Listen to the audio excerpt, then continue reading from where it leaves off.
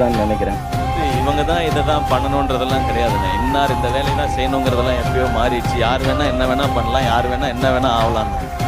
ஒரு மனுஷன் எப்போ வந்து தன்னை விட யாரும் ரொம்ப பெரியவங்களும் இல்லை, தன்னை விட யாரும் ரொம்ப கீழே இருக்கவங்களும் இல்லைன்னு நினைக்கிறானோ, அந்த சமநிலையை என்னைக்கு உணர்றானோ அதுதான் சக்ஸஸ்ன்னு நினைக்கிறேன் நான். தான் ஒரு மேட்ச்சில் வந்து அவுட் ஆகிட்டோம், தோத்துட்டோம் அப்படின்னா அந்த அந்த மேட்ச் தான் முடியும், லைஃப் முடியாது. உங்கள் மேலே ஒரு நெகட்டிவ்ஸ் வச்சுட்டே இருப்பாங்க. உங்களுக்கு இதுதான் வரும், இவ்வளோ தான் வரும், இதுதான் பண்ண முடியும், இதுதான் பண்ண முடியும்னு அதை புஷ் பண்ணணும்னு ட்ரை பண்ணுவோம். அவ்வளோதான். நம்மளால் முடியும் நம்ம நம்புகிற வரைக்கும் நமக்கு தோல்வியே கிடையாது. மோட்டிவேஷன் கொடுக்குது.